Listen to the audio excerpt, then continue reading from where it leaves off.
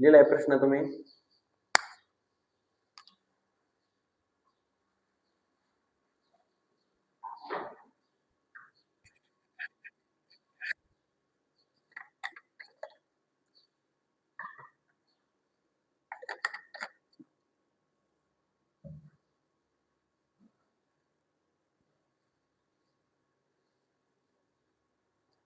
लिहिला?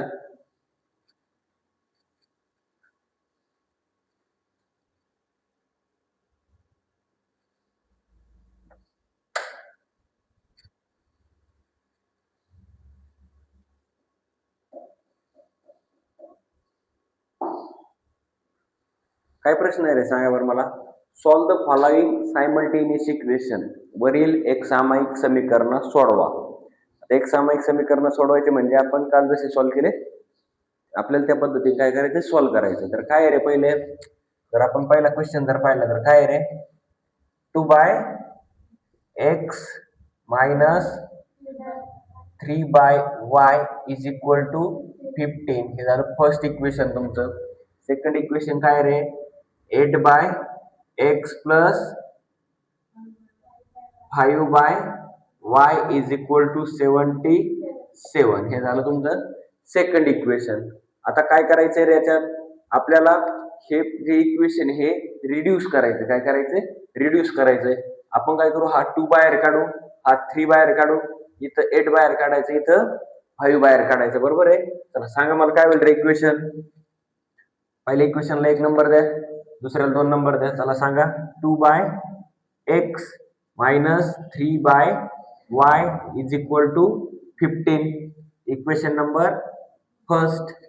दुसरा रे,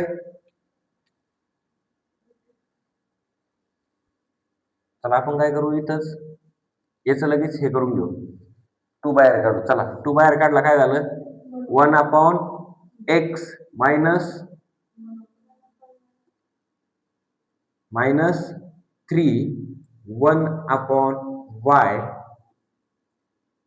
is equal to 15. Okay.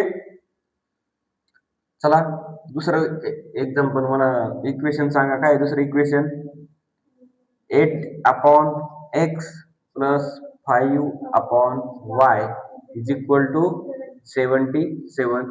याच्यातला 8 बाहेर काढा, इथला 5 बाहेर काढा. काय मिळेल रे, 8 in bracket 1/x plus 5 1/y is equal to 77. Okay, इथपर्यंत समजलंय. आता याला आपण इक्वेशन सेकंड म्हणलंय. आता बघा तुम्ही इथं 1/x आणि इथं 1/y याच्यासाठी इथं पण 1/x आणि 1/y याच्यासाठी काहीतरी कन्सिडर करायचं. काय कन्सिडर करायचं, एम कन्सिडर करायचं आपण. चला, 1/x is equal to m and 1/y is equal to n. Okay. जिथं तुम्हाला 1/x दिसतंय तुमच्या इक्वेशन मध्ये, तिथं काय टाकायचं रे, पुट करायचं, m पुट करायचं. आणि 1/y जिथं दिसतंय तिथं काय पुट करायचं, n पुट करायचं.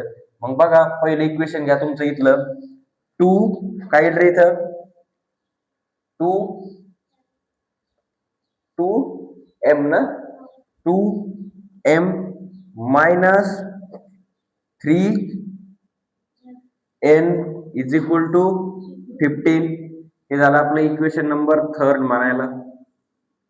चला पुढे अजून हे दुसऱ्या इक्वेशन मध्ये काय होईल रे, 8m plus 5n is equal to 77. याला म्हणा इक्वेशन नंबर फोर्थ म्हणा.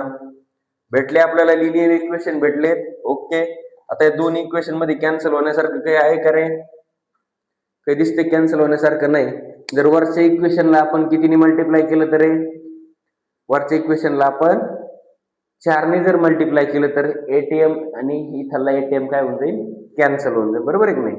मग काय लिहायचं, मल्टिप्लाय, मी इथं लिहितो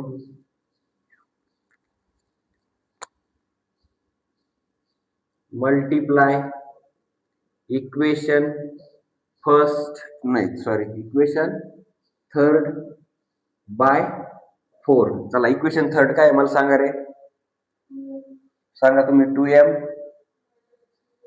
minus 3m is equal to 15. याला 4 ने मल्टिप्लाय केलं सांगा रे. 8m मायनस 4 त्रिक 12n इज इक्वल टू 15 चौक 60. हे झालं तुमचं इक्वेशन नंबर 5. काय झालं? इक्वेशन नंबर 5 झालं. ओके, इथपर्यंत समजलं तुम्हाला? इक्वेशन नंबर 5 आलंय. आता आपण जर इक्वेशन नंबर 5 आणि इक्वेशन नंबर 4 ची जर सबट्रॅक्शन केली तर काय होईल रे? यांचे आपल्याला एक m किंवा n ची व्हॅल्यू भेटेल. मग काय करू इथं? Subtraction of equation 4 and 5. चला सांगा इक्वेशन 4 काय रे? 8m plus 5n is equal to 77. वजाबाकी करायची. इथं इक्वेशन 5 काय आहे? 8m plus minus 12n is equal to 60. वजाबाकी करताना काय करतो आपण? खालचे जे साईन आहे ते साईन काय करतो? चेंज करतो. इथं साईन प्लस आहे म्हणजे मायनस होईल, इथं मायनस आहे म्हणजे प्लस, आणि इथं मायनस होईल. आता हे बघा, इथं 8m हा प्लस आहे, हा 8m काय आहे? मायनस आहे. मायनस प्लस एकमेकाला कॅन्सल झाले. खाली काय शिल्लक राहिलं रे? आता हे दोन्ही पण प्लस साईन आले, यांची काय होईल? बेरीज होईल. 12 आणि 5 किती रे? 17. इथे येईल 17n इज इक्वल टू 77 मधून 60 गेले किती राहिले? 17. बरोबर आहे? 17. n is equal to 17/70. n is equal to how much? 1. किती? 1. n ची व्हॅल्यू किती आली? 1 आली. ओके, आता ही जी n ची व्हॅल्यू आहे ही एक तर इक्वेशन नंबर 3 किंवा इक्वेशन नंबर 4 मध्ये पुट करायची. मग इथे लिहा put n is equal to 1 in equation पण त्याच्यात ठेवायचे रे 4th मध्ये. Equation 4th. चला सांगा इक्वेशन 4th काय आहे? 8m plus 5n is equal to 77. जिथं n दिसतं तिथे किती टाकायचं? 1. 8m plus 5 into 1 is equal to 77. 8m plus 5 is equal to 77.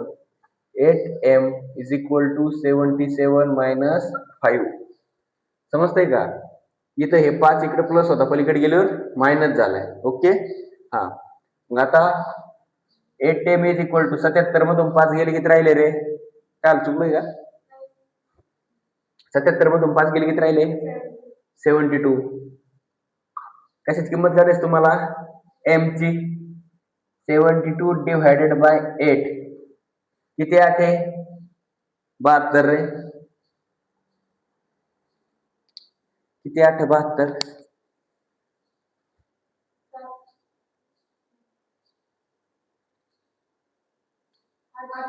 8 9 72. 8 1 8 8 9 72. m ची व्हॅल्यू किती आली तुमची? 9. ओके, आता तुम्ही m साठी तुम्ही m कशासाठी कन्सिडर केलं तर 1/x साठी, आणि n कशासाठी कन्सिडर केलं तर 1/y साठी. मग ते व्हॅल्यू पुट करा. बघा इथं 1/x is equal to m ची व्हॅल्यू आहे तुमच्याकडे 9.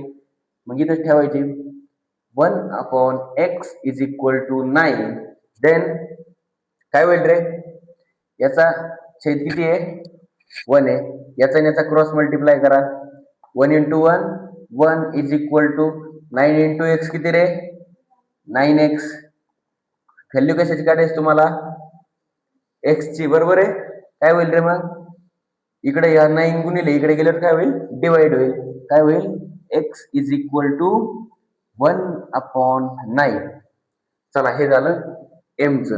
आता n 1/y is equal to तुम्ही काय कन्सिडर केलं तर? n कन्सिडर केलं तर. बरोबर आहे ना? हा. आता n ची व्हॅल्यू किती आली ते मला सांगा बरं? 1 आली. किती? 1. मग n च्या जागेवर ठेवून द्या. इथे पुढे टाकून देऊ आपण 1/y इज इक्वल टू 1. याचा पण छेद किती आहे? 1. याचा आणि याचा गुणाकार करा. तो आला 1 is equal to 1 into y. मग आता काय करायचं, वायची किंमत काढायची म्हणल्यावर हा एक इकडं मल्टिप्लाय पलीकडे गेल्यावर डिवाइड होईल. Y is equal to 1/1. एकला एकने भाग दिला एक येत आहे, वाय इज इक्वल टू 1. पहा बरं फायनल आन्सर काय आहे.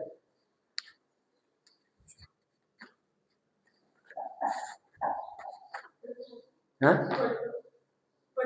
हा असं आहे का, बरोबर. एकच मिनिट.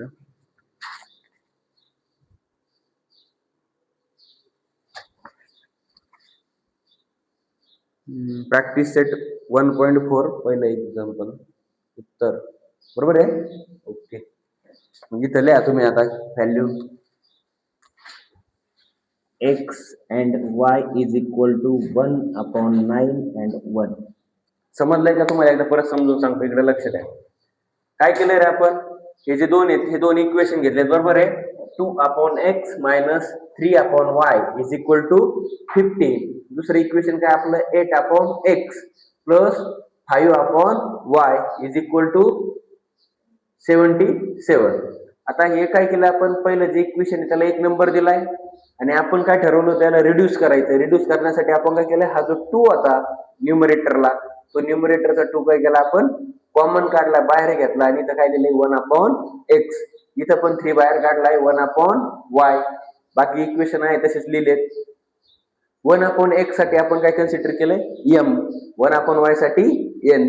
मग जिथं तुम्हाला इक्वेशन मध्ये या दोन्ही जिथं 1/x आणि 1/y दिसते तिथं आपण m आणि n पुट केलंय. आपल्याला दोन लिनियर इक्वेशन भेटले.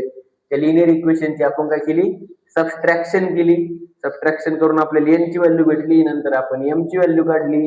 नंतर आपण 1/x is equal to m ज्याच्यासाठी कन्सिडर केलं तर ते काय केलं, इथं त्याची जी आलेली व्हॅल्यू आहे m आणि n ची व्हॅल्यू टाकून काय केलंय, x आणि y कोऑर्डिनेट फाइंड आउट केले. ओके, लिहून घ्या. चल अरे लवकर निघत जा ना.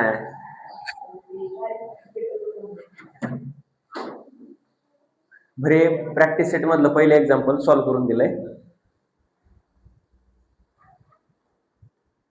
काल समजलेलं आहे ना तुला? लिहून काढा एवढं एक्झाम्पल.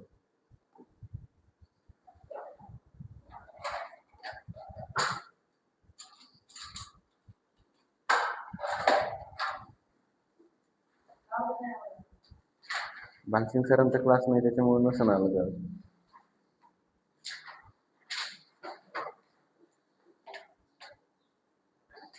दिसते ना जरा.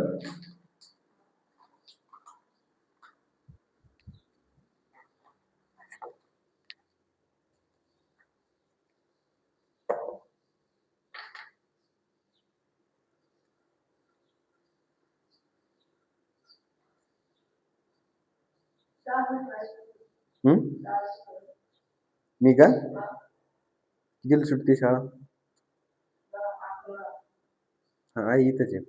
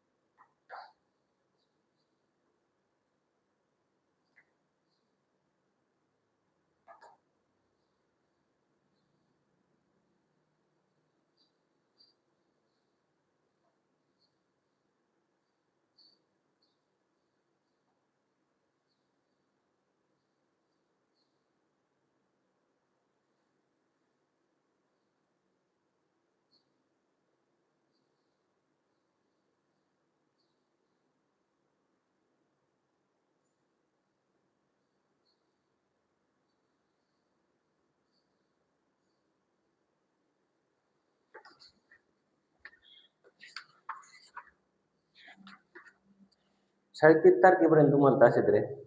5 फक्त का? आपण 1 किंवा 5 पर्यंत ठेवू. मग तुम्हाला सुट्टी देऊ. परत 1 जूनला सुरू करू. हं. शाळा जोपर्यंत देईन तोपर्यंत देऊ आपण. किंवा 15 मे पर्यंत घेऊ आपण. 15 मे पासून सुट्ट्या देऊ.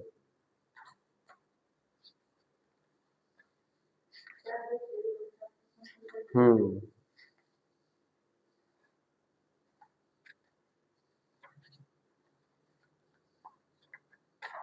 तो चॅप्टर आपला 2-3 दिवसात संपल आता. नंतर आपण काय करू, सायन्सचं सुरू करू, ग्रॅव्हिटेशन. सायन्सचं तुम्ही टाका ना रे ग्रुपवर टाका ना. तुम्ही टाका ना ग्रुपवर डायरेक्ट. सर सायन्स पण तुम्हीच घ्या. काही नाही मॅडम काही नाही करणार. मॅडम इकडे येणार पण नाही आता.